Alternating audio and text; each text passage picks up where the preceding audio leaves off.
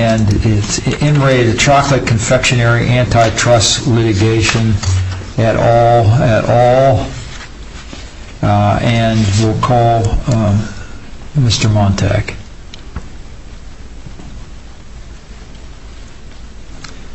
Good morning, Your Honor. Now, we'd have thought yesterday we had a big exhibit here and everything, and today nobody has any chocolate. There's chocolate all the time in the district court, Your Honor. I'm Laddie Montague, representing the class plaintiffs in this appeal. And, Your Honor, I would like to reserve 2 minutes, if I may, for How much? Just 2 minutes. 2 minutes, okay. Make sure you speak loudly into that microphone. Thank you. Your Honor, this involves the direct purchasers of singles and king-sized standard and king-sized chocolate bars, which are immediate consumption and are different from packages of chocolate bars and packaged candy. We have one story, the defendants have another story. Our story is based on circumstantial evidence, which when viewed in the most favorable light and when viewed as a whole, we believe gives rise to a reasonable inference that defendants more than likely than not acted collusively, and that should be sufficient to reach a jury. I think the major error that we believe the district court made... Keep that voice up, Mr. Montag. I'm sorry, Your Honor. The major error that we believe the district court made was that it accepted defendants' evidence and then said that the plaintiffs must disprove it, rather than saying that, looking at the plaintiff's evidence and saying whether or not that gave rise to reasonable inferences, which made it more likely than not that the defendants... Give us some examples of that. Well, give us some examples where the court said that you had to disprove it. Probably the best example is costs, where we had a section on costs which showed that it was against the interests of the defendants to go along with those prices that were raised by Mars, particularly in 2002 and the effect of 2003, where we first had the CEO of Hershey, Mr. Lenny, who said we're covered through costs for commodity costs through 2004, so there was no need for Hershey to raise prices. In fact, many of the people in the Hershey pricing department didn't want prices to be raised. Mars, in a later document, said that commodity prices were at their lowest during 2002 and 2003. Well, even if that's accurate, what evidence can you point to that showed that the defendants acted against their self-interest that goes beyond interdependence? Well, we had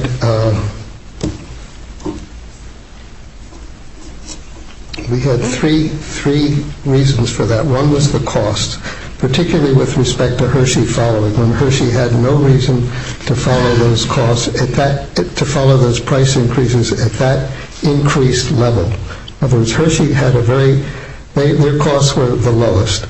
They were very well protected through 2004.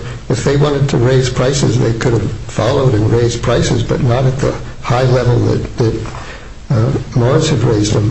And this was found out by the regression analysis that was done by Dr. McClave. Was there any evidence in the record that when one candy company raised prices but the others didn't, that the supermarket or other point-of-sale vendor would have disparate pricing among the three companies? It's set forth in our brief, and I don't have the pages, Your Honor, but there's a series of evidence in our brief where the executives of the companies recognized that prices did not, that all the people did not follow, and sometimes they all increased prices, sometimes they didn't. No, I'm not talking about the candy companies. I'm asking, where in the record is there evidence that point-of-sale vendor number one would allow the kings and singles to be sold at disparate prices depending upon what Mars, Hershey, or Nestle charge them? I don't know that there's evidence from the retailers, but there are admissions by the chocolate companies that occurs, and that can be expected, and it is in our brief. I don't have the exact page reference to that. But there's no retail evidence that happened? I don't believe there's any retail evidence. And there's a lot of evidence in the record that, in fact, that if one raised prices, one of these three companies raised prices, the retailer raised the prices on all three in lockstep. Is there not? Oh, that some did. And I think that evidence, I believe, only came from supermarkets, but I'm not positive of that. The evidence came in the other case from the opt-out cases. I don't believe there was any evidence from the class plaintiffs cross-examination that they did that. I think the companies recognized, and again, it's in our brief, that the retailers did not always what they called line pricing. When one raised prices, they all did. Some did, some didn't, but they certainly didn't. And it's interesting that is... I'm just asking for a record citation of that. I didn't see that. Okay. I mean, you took 150 depositions, you've got millions of documents. I would expect the record to show that there wasn't line pricing. It's my understanding that this industry, being an oligopoly, had line pricing. Okay. Your Honor, I can give you the record citation.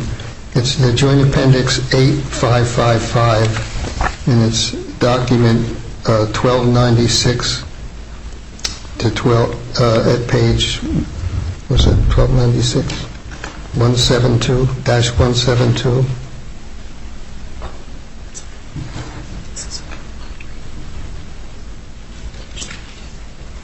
It's on page. They're on page 22 of our opening brief, Your Honor. Of our reply brief. I'm sorry. I think that's easier than to give you a bunch of numbers.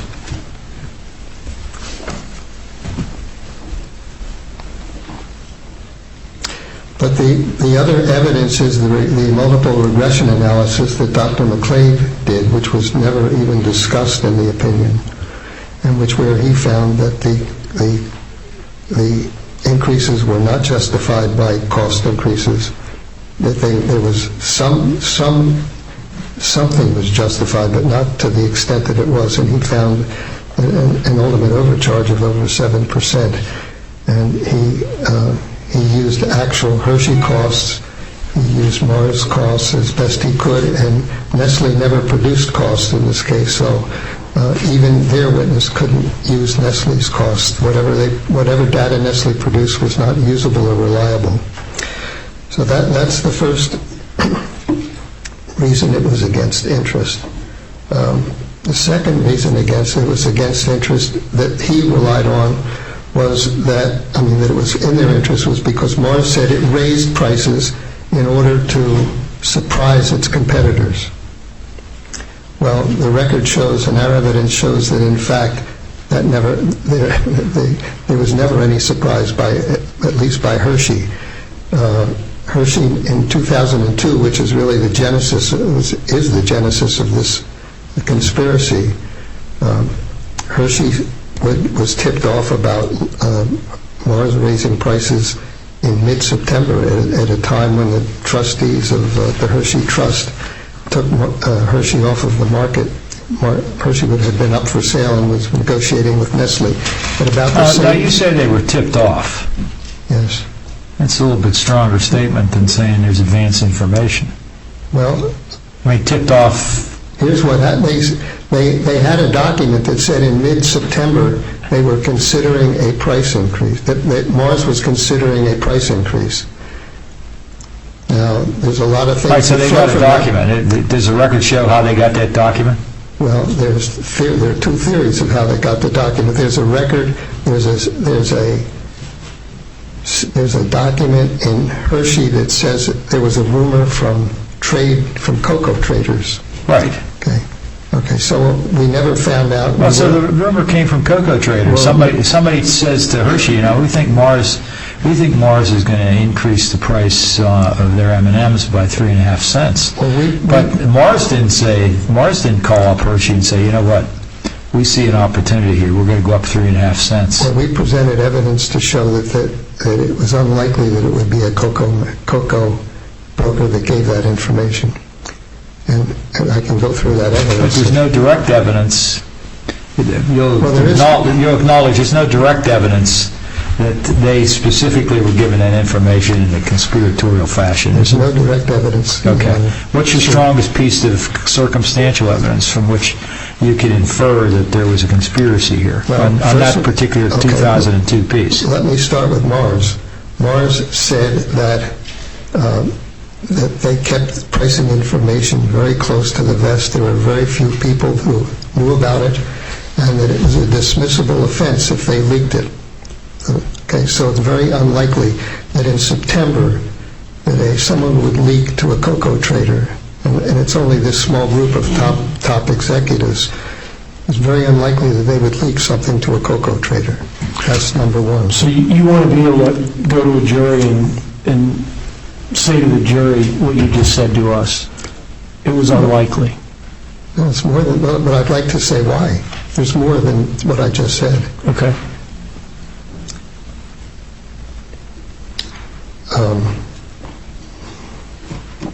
The second point was that, just drew a blank, Your Honor, I apologize.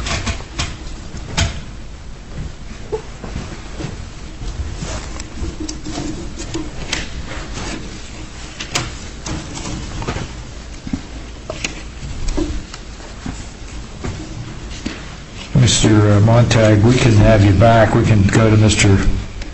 Shadowin if you want us to. No, that's okay, Your Honor. I think this part, I got a little out of sync here with the question, and I apologize. And that was not my intention.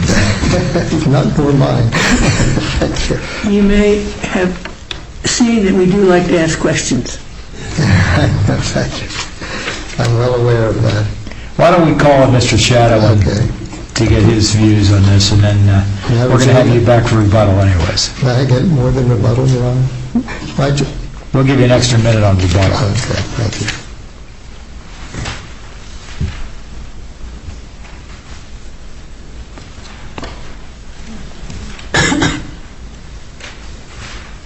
May it please the Court, Steve Shadowin on behalf of the individual plaintiffs. With the Court's permission, I'd like to reserve 2 minutes for rebuttal.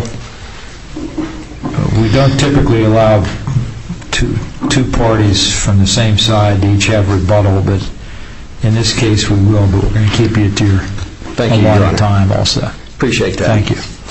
The District Court fundamentally misunderstood the plaintiff's evidence and contentions regarding the relevance of the fact that there was an express collusion among the Canadian subsidiaries and affiliates of these U.S. domestic defendants in Canada at exactly the same time that the lockstep price increases were occurring in the United States. That seems to be the crux of your case.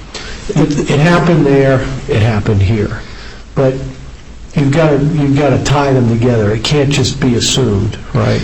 Right. So what are your best evidentiary, what's your best evidentiary support for the fact that what happened in Canada influenced what happened here in the 3 price increases? Okay.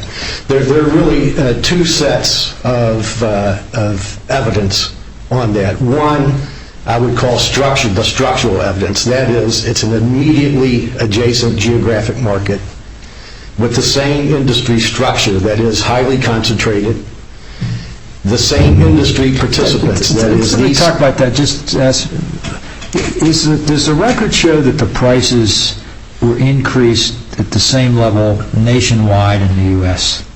Yes. Okay. Go ahead. Continue. Okay. So you've got the same market structure, highly concentrated. You have the same market participants. You have a lot of the same customers, like the Walmarts and the Sam's Clubs that are operating both in the United States and Canada. And You have the same fundamental products or candy bars. And then we get into more specific evidence. And here, Judge, I really want to get to what I think is the crux of your question. The same executives in the United States for each of these three defendants also had pricing authority, ultimate pricing authority with respect to pricing in Canada. That's a major fact.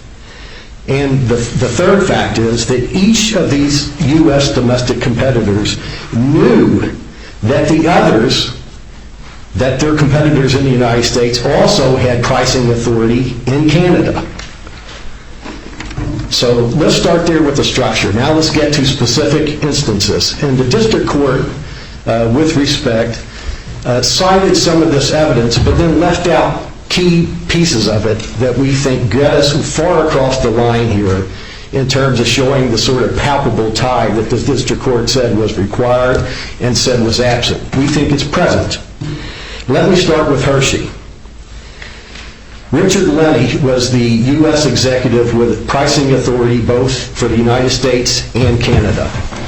When the Canadian trade spend conspiracy started in 2002, Mr. Lenny personally got deeply involved in getting what he called control of trade spend in Canada. He made it one of his top priorities.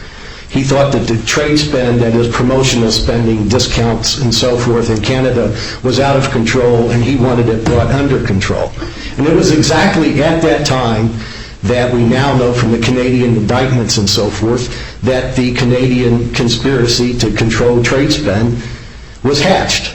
So that's Mr. Lenny's deep involvement in that issue. More specific information, the 2003 price increase in Canada, Judge, Bruce Brown was in charge of Canadian operations for Hershey Canada.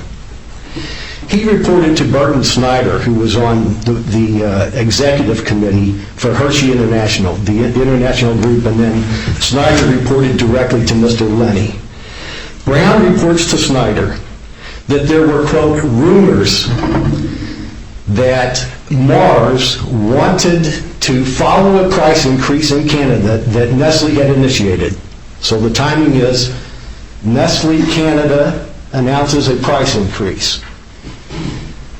Mr. Brown hears, quote, rumors that Mars wants to follow the price increase in Canada, but that Mars wants Hershey to go first. Okay? Mr. Brown reports that to Snyder, who reports it to Lenny. Back comes the direction from Snyder to Brown, follow the price increase.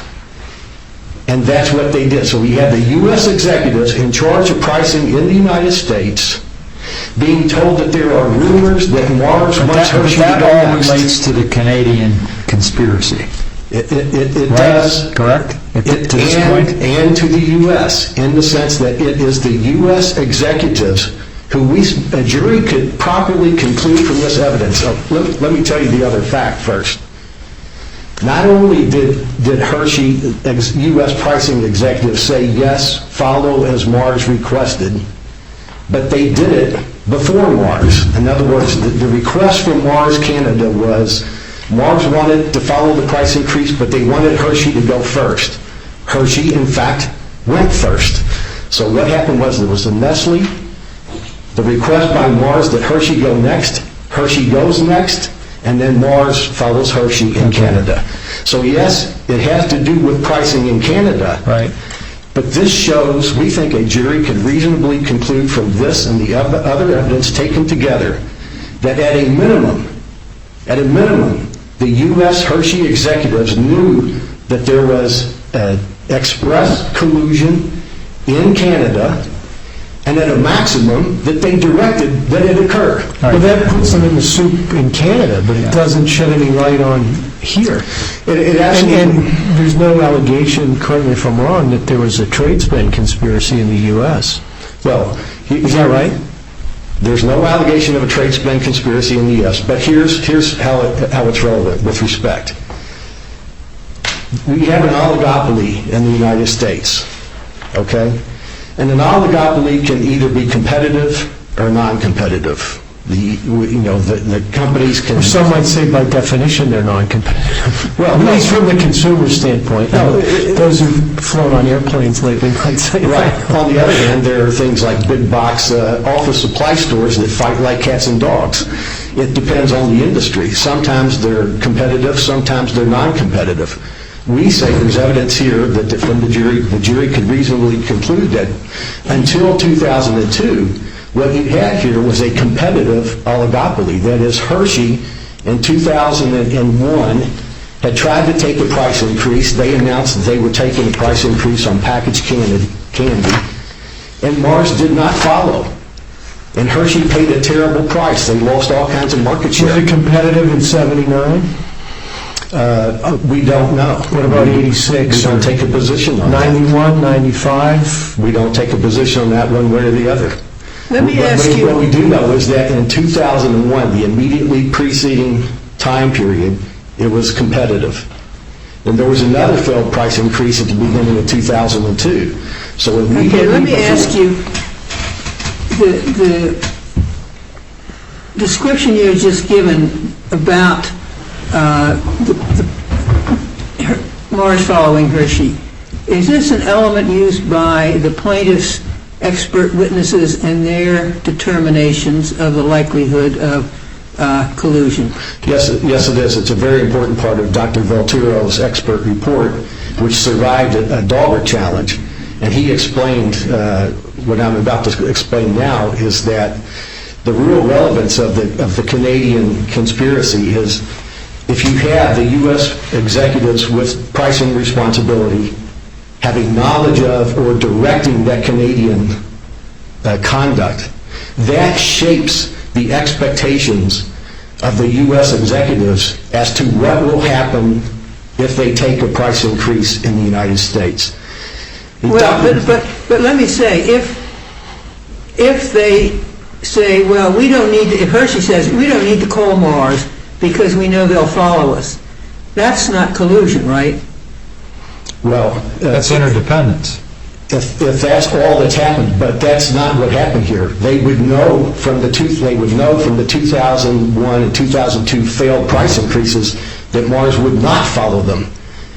And the question is, what changed that expectation?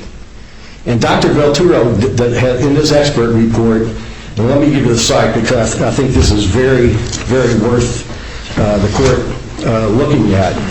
He has what he calls a thought experiment. It's at the Joint Appendix 2193 to 94. And he says, let's just hypothesize that what happens is this. The U.S. pricing executives for these three defendants get on a plane and fly to Canada. And while they're in Canada, they say, let's all take a 10% price increase in Canada. And they don't say a word about what's going to happen in the United States. Okay? But they expressly collude in Canada. They get on the plane, they come back to the United States.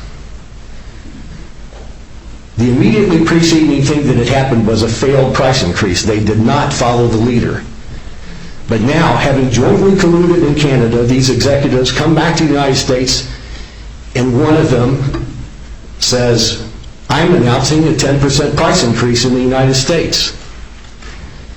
And Dr. Velturo makes the point, he says, it is patently clear that the conduct in Canada, the experience in Canada, that life is better when we follow each other and when we cooperate rather than compete, that what's going to happen in the United States, that conduct, that experience with respect to Canada is going to change the competitive landscape and the probable reactions of the U.S. executives. Everything you just said, Mr. Shadowin, may be true as a matter of fact, but don't you run into the case law, which says if the evidence is equally demonstrative of interdependence, as it is of conspiracy, then that's not enough to survive summary judgment. Well, And we haven't really talked about the flat glass case or the baby food case. I'm interested in your view as to how your case is more like the flat glass case than the baby food case where summary judgment was affirmed. certainly. So one of the things that flat glass says is that there's no exhaustive list of plus factors. And then we have the Second Circuit case, Todd versus Exxon, that says use of a facilitating device is a major plus factor. So we think that where the district court went wrong here was not accepting this evidence of the Canadian conspiracy, and not just evidence that there was a conspiracy in Canada. It was not just that it happened there, so it may have happened here. It's that there's evidence that the U.S. executives with pricing authority at a minimum knew that there was a joint conduct in Canada, at a maximum directed that it occurred. And Dr. Voturo says, but we all know, that that would necessarily shape the thinking, the expected reactions of the U.S. customers and of the U.S. pricing executives with respect to U.S. pricing, and that that's a major facilitating device. Well, there are cases going both ways about conspiracies in other countries, and it would seem that the closer the conspiracy is, the more likely that there is some bleed over. Can you distinguish yourself from that reasoning that I forget the name of the case, but where there's the Williamson case in the 11th Circuit, for example. Yeah. And there, that was a pleading case, and the plaintiffs just failed to come forward with evidence linking the alleged European conspiracies with anything to do in the United States. Our case is the total opposite of that. And the court has appropriately asked, what's the evidence that links the U.S. pricing with the Canadian conspiracy? And I've tried to lay that out for you with respect to Hershey. And the same thing happened again, by the way, in the 2005 price increase at Hershey. 2004? Pardon me? 2004? It was 2005 price increase in Canada. Oh. And again, you have the same Canadian Hershey executive, Brown, reporting to the U.S. executives there are, quote, rumors. And I put quotes around that because we now know from the 2005 document that when Mr. Brown says rumors, he means that he had direct communications with the chief conspirator in Canada, because that Mr. document... Shadowin, we're going to have you back on rebuttal. Your time is up. Okay. Thank you, Your Honor.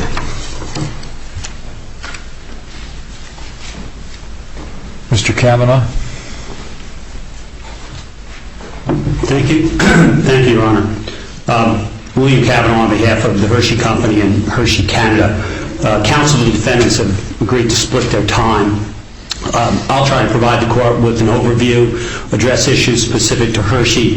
Mr. Marks, on behalf of Mars, will address Canada, as well as issues specific to Mars, and Mr. Mall will address Nestle USA, both in the U.S. and in Canada, and he's promised to correct any mistakes that I make. There is no doubt here that the plaintiffs were given ample opportunity. Dozens, hundreds of depositions, millions of pages of documents in an effort to prove their theory that four companies entered into a series of secret conspiracies regarding list price increases about certain chocolate products in 2002, again in 2004, and again in 2007. As they've acknowledged, they have no direct evidence. We would submit they have no circumstantial evidence of, as this court said in Baby Foods, the reciprocal exchange of information by executives charged with pricing. There is simply no evidence of that. What you heard this morning is that Hershey heard from cocoa suppliers a rumor that Mars was considering a price increase. There's a contemporaneous document that states we got the information from cocoa suppliers. There is a third-party analyst report in that exact same time period saying that the chocolate manufacturers are going to have to increase increased their prices, and that Hershey... Let me ask you, Dr. Volterra passed the gateway to be an expert witness. And maybe when his reports are subjected to the jury, they will say this is nothing very persuasive. But at this point, we have Dr. Volterra's report based upon the interaction and the control over pricing from the U.S. in Canada, that this is an indication of the likelihood of conspiracy. We can't simply disregard Dr. Volterra's testimony. The credibility of Dr. Volterra's testimony at this point has to be looked at in light most favorable to the plaintiffs, right? Your Honor, certainly the evidence must be looked at in the light most favorable to the plaintiffs. But Dr. Volterra has a theory of actuation. What this court said in Baby Foods is that what matters is the non-economic evidence of conspiracy. What you just heard counsel refer to, I thought tellingly, was a thought experiment by Dr. Volterra, not evidence. There is no evidence linking what is alleged to be not a list price conspiracy in Canada, but something having to do with discounting. Here, in the United States, the allegation is that there was a list price conspiracy. No one from the Hershey Company has been charged up in Canada with respect to any sort of discounting conspiracy. But there was price fixing involved in Canada, too. The district court erred in that respect, you would concede, no? I mean, it was predominantly trade spend, but there was a price fixing element to it, was there not? Well, what Hershey Canada pled guilty to was a communication in 2007 regarding a list price increase that actually did not go into effect. The earlier period involving the wholesaler, to my knowledge, simply involves trade spend and discounting. But to get back to your question, Your Honor, Dr. Volterra has a theory of actuation. He does not have evidence of conspiracy, and under this court's case law, it's that evidence of conspiracy, the actual evidence of reciprocal exchanges of information, that should be the principle on which it's determined whether they come forward with sufficient evidence to exclude the possibility of competitive conduct here, as opposed to collusion. But his theory would be expert testimony if you were given an opportunity to testify. It would be. Okay, so that you're not saying that that's not evidence. It is evidence, but it's not evidence. His effort is to say, well, I think what happened up there actuated what happened down here. That's a theory. Yeah, but he doesn't have. But there is no evidence showing that. You're saying there's no evidence to support his theory. That's correct. But his testimony would constitute evidence. That's correct. Okay. It would constitute evidence. And he has passed the gateway to be an expert witness. He would testify. The jury would hear him, right? That is correct. But to give you an analogous case, which isn't cited in our briefs, go back to the brand names Antitrust case back in 1998. Dr. Lucas, a Nobel Prize winner, got on the stand and testified he thought there was conspiracy among drug manufacturers. The district court accepted that testimony. Seventh Circuit said, that's fine, that's his testimony, but there was no evidence to support it. The district court granted a directed verdict, equivalent to a summary judgment. The fact that he offered an expert opinion doesn't replace the fact that there has to be actual non-economic evidence of conspiracy. But at this stage, I don't know that you can argue that question. I mean, we're looking at whether or not the district court was correct in granting summary judgment. Well, it was a directed verdict, and finding no reasonable jury could find. I understand. But apart from Dr. Volterra, there simply is no evidence to support this. Dr. Volterra, for example, acknowledges that in the United States it is an oligopoly and that you will see price increases regardless of cost or demand, because, and he agreed with the finding in Brook Group, that in an oligopoly, the participants will share in the monopoly rents. So effectively, Dr. McClave's regression and the opinions by the experts that there's super competitive pricing doesn't really advance their case at all, because as the district court correctly said, and as this court has noted in both flat glass and baby glass, well, that's what you expect. You expect to see interdependent pricing. And therefore, one would fully expect to see super competitive pricing during this period, as well as parallel pricing. As this court said in baby food, conscious parallelism can't be inferred even from parallel pricing, because that's what you expect. And we went on further in this case to show historically you see interdependent pricing, as well as something that goes beyond what you see in your typical oligopoly, which is leader-follower pricing, which is perfectly lawful.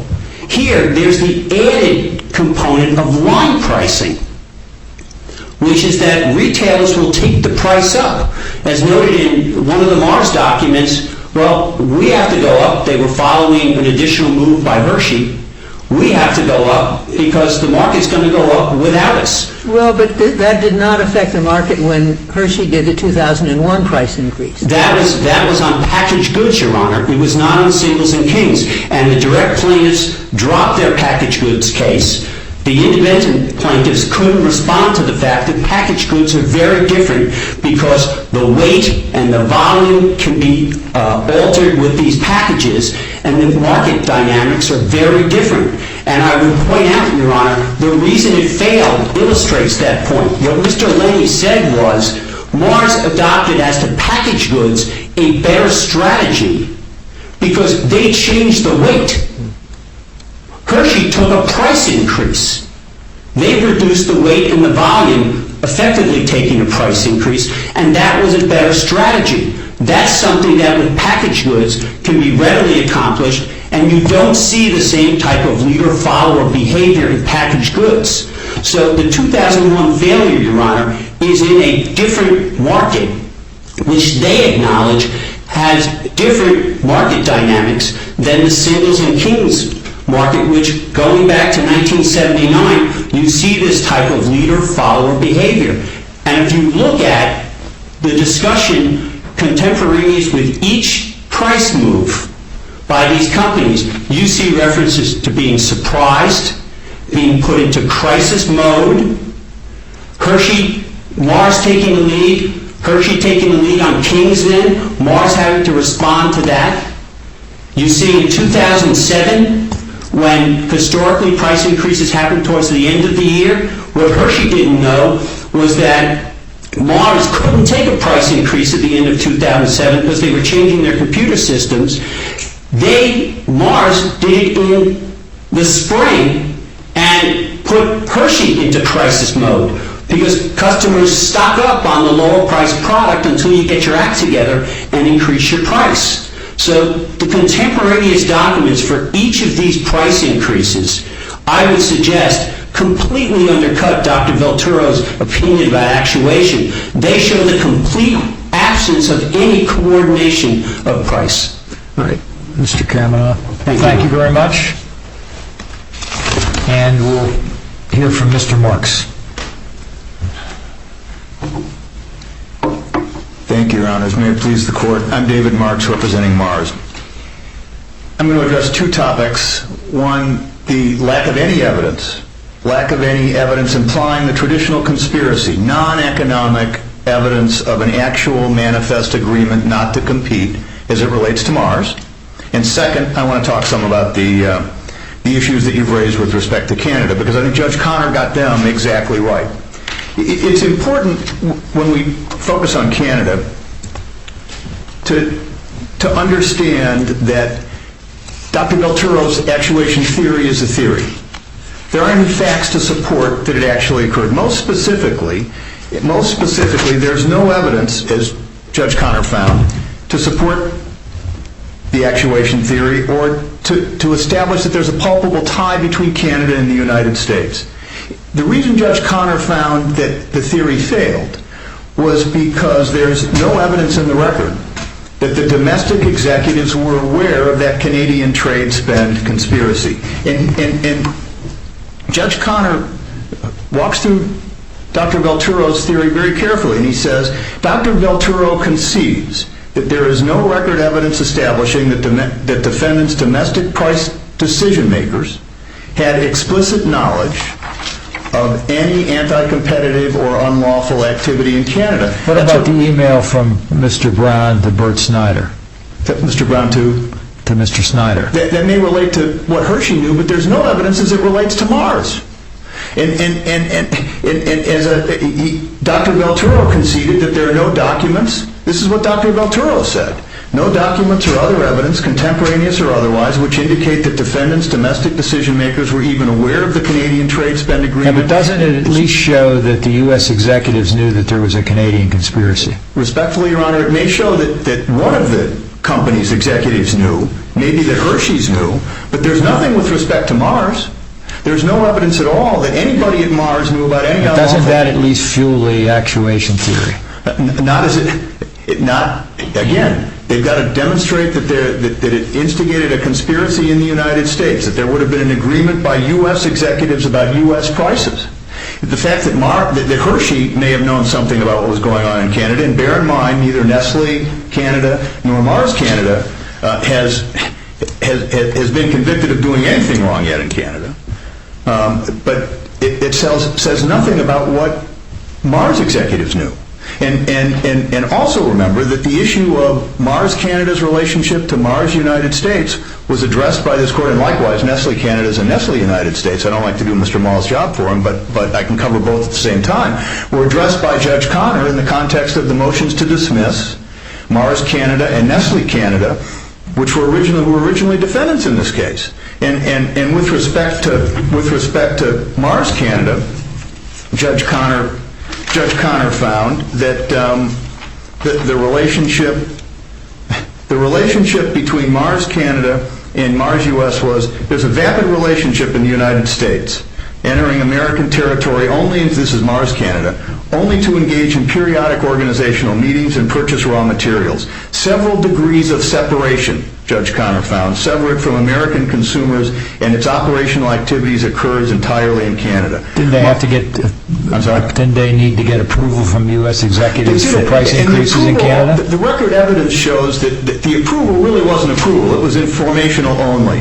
When Mr. Robinson, I think the two examples at the plaintiff's site, the one example at the plaintiff's site, was Mr. Robinson simply informing Mr. Gamgort that there was going to be a price increase in Canada which occurred the very same day. It wasn't approval.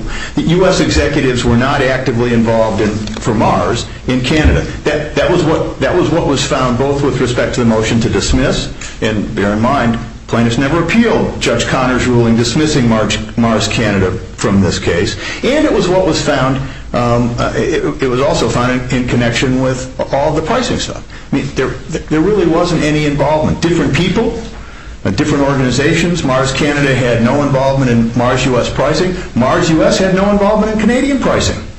They were separate organizations. Was there some reporting relationship? Of course, which is what you would expect. But there's no evidence that anybody at Mars US knew about any of the unlawful conduct that's been alleged in Canada as it relates to Mars Canada. So again, I think that's why Judge Connor got it right, that there hasn't been a palpable tie that's been established between Mars Canada and Mars US. Mars is privately held, correct? I'm sorry? Mars is privately held. Yes, it is privately held. Now, what about Dr. Tollison's expert opinion? He doesn't go to this actuation theory, but he says that the evidence of what was happening in Canada at the same time should be considered in determining what was happening in the U.S. And again, of course, the plaintiffs have two different theories about how it is that Canada relates to the United States. Yeah. But with respect to Dr. Tollison, I think, again, he fails to identify any evidence that supports the notion that what happened in Canada related to the United States. But you have the same guy sitting on top who are in charge of pricing in both countries? No. Respectfully, Judge Roth, I don't think that's right. The people who were... Do you have a chief executive officer? Yes. In the United States, responsible for both Mars US and ultimately for Mars Canada. The people with the decision-making authority for Mars in Mars Canada were different from the people with decision-making authority for Mars in the United States. And those decisions were made, the people in Mars Canada that made those decisions, did them independently of consultations with people in the United States? Did they inform them? Yes. When prices were changed in the United States, those decisions were made by the individuals at Mars US. Did they consult with people in Canada? No. Did Mars Canada know that there was a price increase that had been announced in the United States? Of course. A matter of public record, but they weren't consulted. There was no involvement. To the extent that Mars Canada manufactured candy that might have been sold in the United States, the evidence is clear. There was a transfer price established between the two companies, and basically Mars Canada served as a wholesaler to Mars US, which then priced those products in the United States independently and unilaterally. Same thing happened going in the other direction to the extent that it did. They're sister subsidiaries that operated independently. That's one of the reasons why Mars Canada was dismissed early on in this case. You rely heavily on baby food case. Was there a finding of conscious parallelism in that case? Actually, there wasn't, Your Honor. I don't think as much a finding of conscious parallelism in that case. There was here. And we don't dispute the finding of conscious parallelism. The question is, since conscious parallelism all by itself isn't unlawful, as we know, is there any evidence implying that traditional conspiracy, non-economic evidence? And again, as it relates to Mars, and be careful, because when the plaintiffs talk about the defendants, they sometimes don't distinguish between each of us. When it comes to Mars, we don't think there's any evidence that suggests that it was involved in a conspiracy. These facts, I think, are important.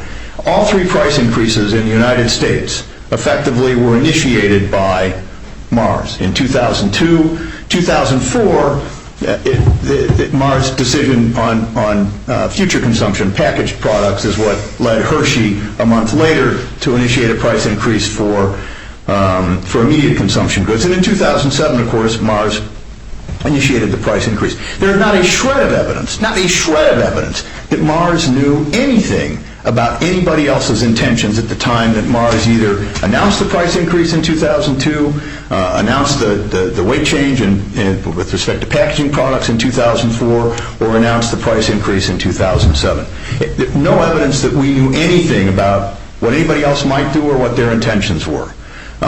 We were certainly aware of the concept of line pricing, and in 1998 we had adopted what we called a fast follower policy that basically said if somebody else initiates a price increase for immediate consumption goods, we're going to follow. We did that because we perceived that line pricing was rampant in the industry, and whether everybody did it or not, as long as there were some people doing it, we needed to protect ourselves. That's why we adopted that policy.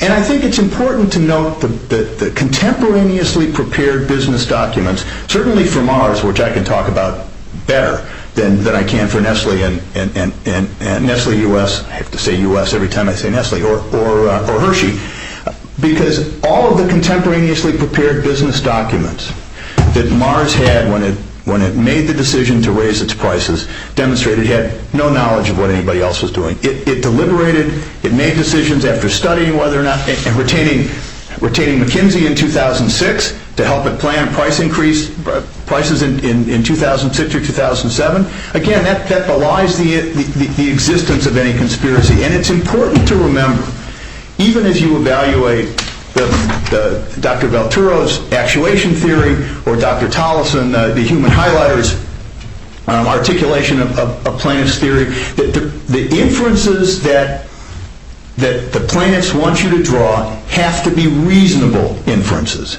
And respectfully, we suggest that the inferences that they're asking you to draw about that third plus factor, the most important of them, are not reasonable. And therefore, we request that you affirm Judge Connor's decision. Thank you. All right, Mr. Marks, thank you very much. And we'll now call on Mr. Moll. So Mr. Kavanaugh said he'll correct anything that either of you said that was incorrect. He was right, Your Honor, and may I have some additional time to do that? Maybe 20 minutes? I might have to go catch an airplane before we're through. Good morning. My name is Peter Mall. I'm with the Cadwalader Law Firm, and I represent Nestle USA. And it is fitting that I get to argue last because Nestle USA has a minor market share of only 8% and is literally dwarfed by Hershey and Mars with their combined 70%. And because historically, the record shows, Nestle USA has always followed Hershey and Mars. Why is that? Maybe you could increase your market share if you didn't. Well, that's not what Professor Tollison thought. In fact, Nestle USA has historically spent more on trade spend, had effectively lower prices, and historically much thinner margins than Hershey and Mars. Yet Professor Tollison said, despite that, Nestle USA made little or no headway against Hershey and Mars.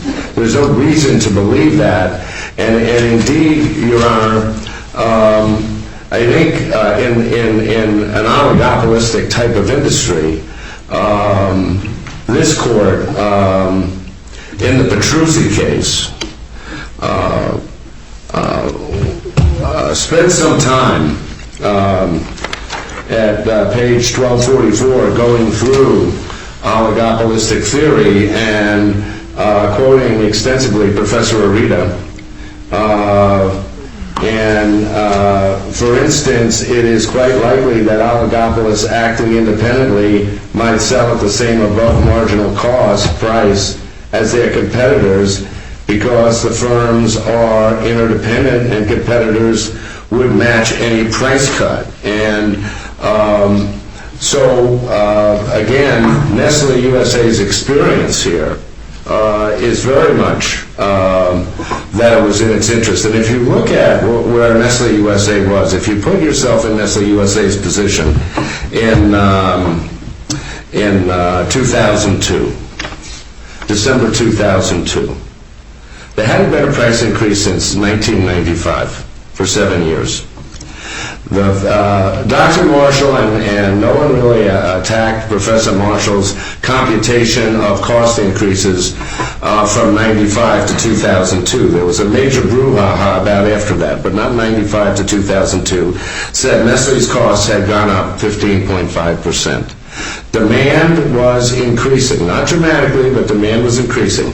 Nestle USA had little or no excess capacity. And in September of 2001, Frank Higgins, in a memo, that plaintiff said he was asked to develop a price increase plan. He was not asked to do any such thing. He was asked to look at Nestle's options, exit, acquire another company, or just get out of the business. And he tried to acquire Hershey. Part of Hershey, yes, when Hershey came up for sale, yes. Right. Absolutely. You had some of that information about, you certainly had Hershey's information. Well, Your Honor... financial data. Your Honor, there was a...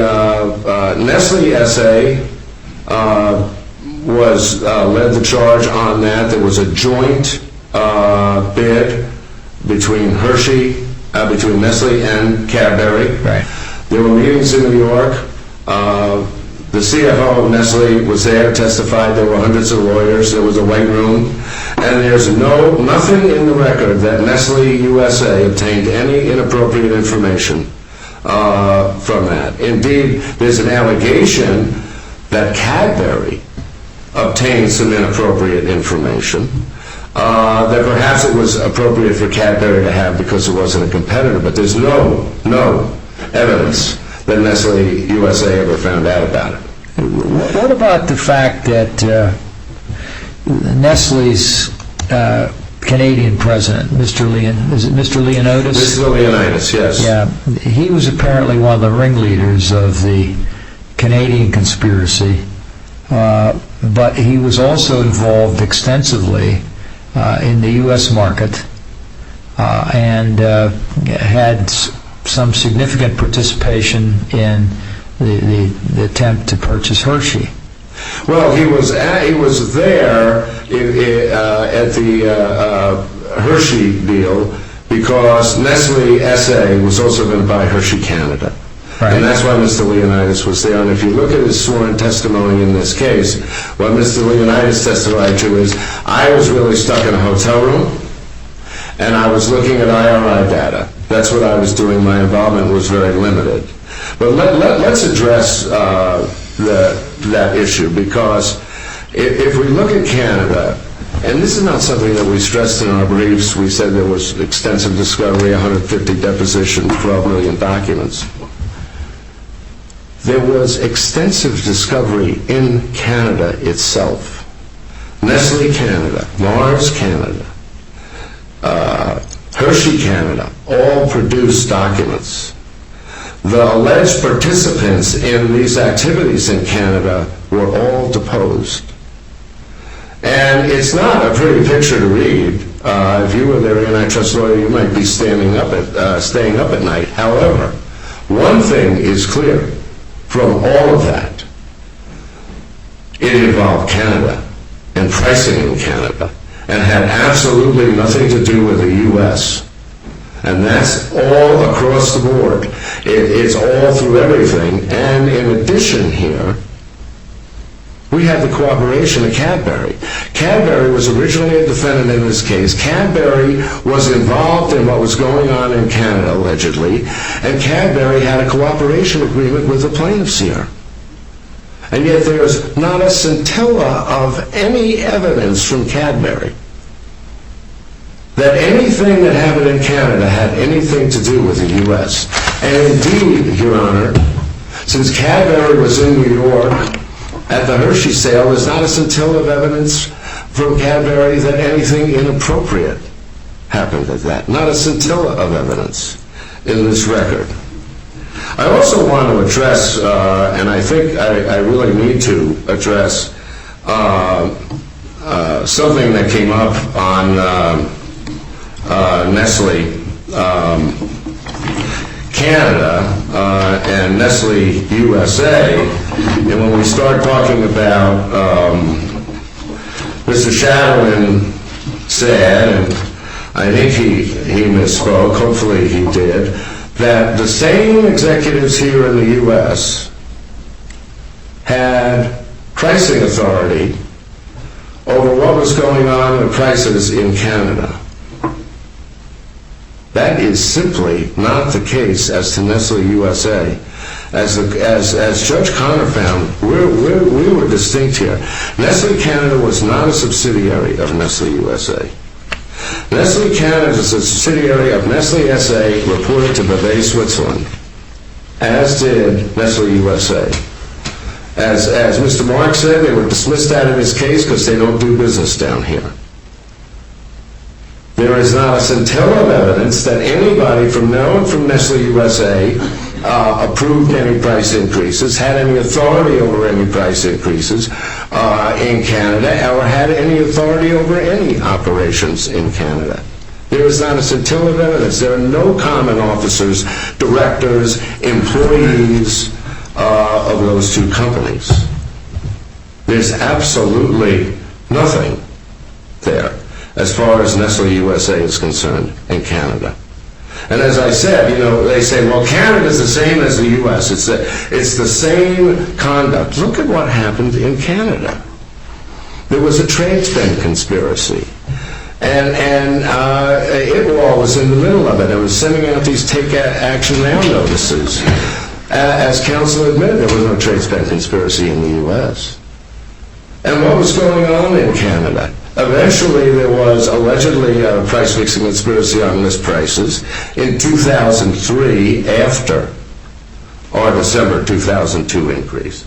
But in 2003, But what was going on Was in Nestle Canada? charged? Nestle was charged in Canada, were they not? Nestle Canada Was was charged charged, in Canada. as was Mr. Leonidas, Right. and another Nestle executive in an indictment that charged them with fixing prices of candy sold in Canada, period. Isn't the fact, or let me put it this way, is the fact of formal charges in Canada against the participants in the chocolate industry, is that evidence from which at least some inference can be drawn that U.S. executives knew about the existence of a Canadian conspiracy?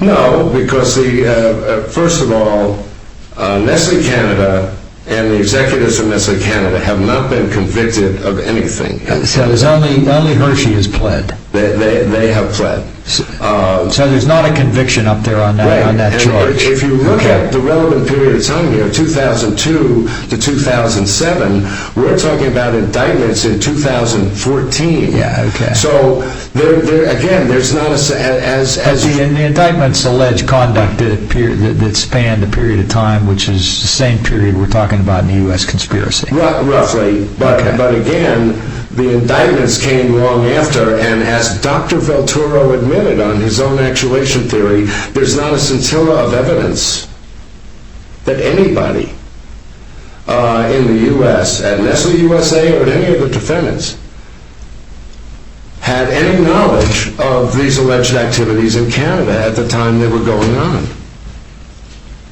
And again, on the list prices, what you see in Canada is a pattern of conduct. You go to trade association meetings and people are having discussions, executives, presidents of the companies discussing prices, discussing they're going to raise prices. They're passing envelopes. They're destroying them afterwards. And all of that evidence, traditional evidence, again, that would keep their antitrust lawyers up at night.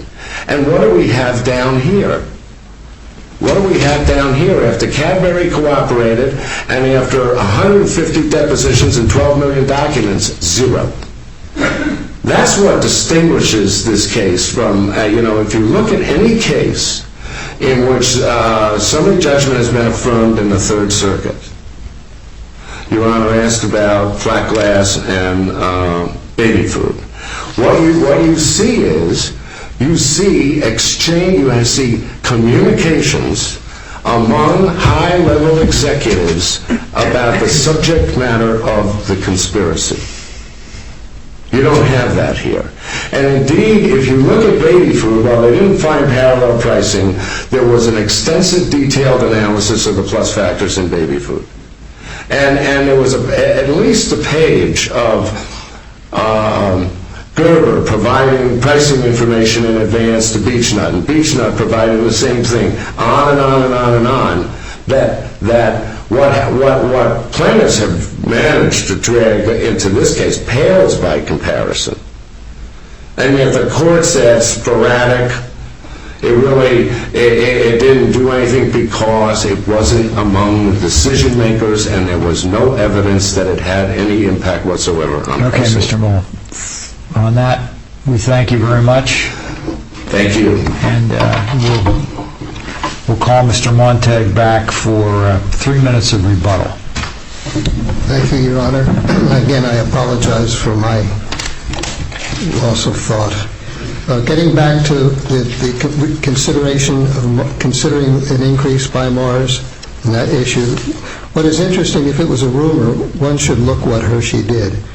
That Hershey, at the same time that the first thing Hershey did was it put its team together to look at pricing, just at the time that it got that rumor. And it also coincided with the time... Well, isn't that appropriate? That's not conspiracy. Well, but it's evidence. Why Hershey, their costs were under control. Why would they start looking at pricing at that time when, in fact, they didn't need to? And the other thing that they did was that they started to revamp their computer program so that they could, in fact, be ready to increase prices in the end of the year or the beginning of 2003, which they otherwise couldn't have done had they not gotten this information. Mr. Montague, you mentioned their costs were under control, and the briefing talks about how they were covered through their hedging, correct? Through 2004, yes. But their rejoinder to that is that they were anticipating cost pressure. Are they entitled to do that or not? I suppose they are, but it's very interesting, Your Honor, that the experts that all the defendants hired only referred to present costs or past costs, and in their reports they didn't even consider future costs. So it's very hard to believe. There's nothing in Hershey that says we're concerned about future costs. In fact, in 2004, Well, but Hershey didn't initiate, right? Wasn't Mars the initiator? in 2002, yes. But in 2004, Hershey said, hey, when we send out our announcement, we have to be careful because our profits are at an all-time high, our stocks are at an all-time high, and our costs for commodities and all other costs are under control. That's in 2004. So Hershey was in good shape. And it's very odd that they would, start considering or putting their pricing team together at the same time that Mars was about ready to... They were in good shape, but it was a bad market. They may have been in good shape, but the market for chocolate was not the best at that time. That's what the evidence shows. Well, as a result of the 2002 price increases, they made a lot of money, and that's why in 2004, when they again raised prices, they said, we got to be careful what we say because everybody knows we're doing really well. Our stock's at an all-time high. In 2004, but in 2002, that was not the case. Well, I don't know. Their profits, there's no evidence that their profits were low in 2002. And because a large group within Hershey did not want to raise prices. And in fact, in 2007, it's kind of interesting. First of all, it's very unusual that the prices were raised by Mars in 2007 in March or April. And it's unusual that Hershey started looking at its prices in February of 2007 in anticipation of that. And it's interesting that when the announcement came out, Hershey said, hey, we have to wait 12 days before we make an announcement because it will communicate to our customers that we were caught unaware. Now, that's unusual for somebody, a competitor, to say. I think the other thing is Mr. Kavanaugh referred to analysts. Well, where do analysts get their information? They get their information from the people in the industry. And the analyst report said nothing about Mars, considering it just talked about commodity prices generally. So I think if you put all that together with all of the other evidence, that you can form a reasonable inference. Okay, Mr. Montag. We thank you. Your time is up. Thank you very much, Your Honors. Mr. Shadowin? Your Honors, I'd like to very quickly do two things, clear up some misstatements that defense counsel made, and then give the court some very specific citations to the record, because fundamentally this appeal is about what's the evidence show. With respect to the misstatements, Mr. Belturel did not say there was no evidence linking Canada and the United States. He said there was no direct evidence, so he would not have included things like the evidence that I laid out for the court today. Mr. Belturel did not say that you could expect follow the leader pricing in an oligopoly. He said you might expect it. And that's also what Baby Food says. That's also what Flat Glass says. That's also what Petruzzi says. Not that you're automatically going to get super competitive pricing in an oligopoly, but that you might. And that's why you need to have plus factors in a case like this. Counsel for Hershey said that the plaintiffs have dropped the packaged candy claim. The district court said the same thing. That's not true. We pointed out in our brief that the individual plaintiffs have not dropped that claim. We say it is in the same market as the singles and the kings. Now, with respect to line pricing that was asked very early on, Your Honor, the best citations in the record for the fact that not all retailers line price, all these citations are to the joint appendix, page 6006, 6265, 6268. The fact that... So they seem to accept that when the three lawyers spoke on behalf of the companies, but the question then would become, are they entitled to base their pricing strategy on what they, to use their word, the rampant line pricing in the industry? Well, it's a disputed issue of fact as to the prevalence in the industry, number one. Number two... No, but it's not disputed that at least Mars, with their fast follower policy, that was based on their understanding or their belief that line pricing was rampant. Is that right? That is disputed in the record, Your Honor, number one. Where is it disputed that Mars's fast follower policy was based on their understanding, even if it's mistaken, that line pricing was rampant? I don't have that specific citation, but the other thing I will point out is that even when retailers so-called line price on list prices, there's all kinds of promotional pricing and also placement within the retail store. So even though that, let's say... Is that different than trade spend? It's a little bit different in the following respect. I think it'll be helpful if I give you a specific example, and that is, let's say Rite Aid charges the same price for all three manufacturers' products, but they have an end cap display right before, as you're going through the checkout. The candy bar that Rite Aid pays the least for gets put right there so that you get more volume. It's the same thing as selling it for less. And that is rampant in the retail industry. That's what's rampant. There's very good reasons, and that's why the price increases in 2001 and 2002 failed. Some other citations, the fact that Mr. Brown, after the 2003 incident, specifically discussed what happened in Canada with Mr. Lenny. That's page 6241. The fact that Hershey, in fact, followed as Mars requested, that's 6242. That the same thing happened in the 2005 Canada price increase, pages 6249 to 50. And then again at page 8316. That the same thing happened again at 2007 price increase with respect to Hershey and the Canadian price increase, 6258 to 66.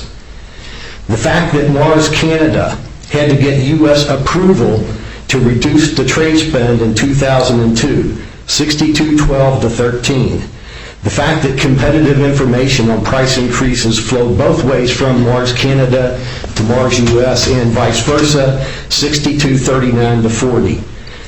The fact that Canada price increases required U.S. approval, not just information, but approval, 6209 to 11. The fact, by the way, I did misspeak with respect to Nestle only in terms of the same exact executives having pricing authority. Mr. Wall was correct about that. But here's the record evidence that Mr. Leonidas, the chief ringleader in the Canadian conspiracy, kept his U.S. colleague apprised of pricing and vice versa, 6239 to 41. That the U.S. executive specifically used the Canadian leader follower to see what the U.S. firms would do. That is, he specifically looked at Canada to predict what would happen in the United States, 6214 to 15. The fact that Hershey U.S. was aware that if people follow in Canada, it follows as night the day that they will follow in the United States, 6215. Thank you, Your Honor. Okay. All right, thank you. And we want to thank all counsel for an excellent argument, an excellent presentation, both your written and oral presentation on a complex case and an interesting case, one we can all relate to. And we'll take the matter under advisement.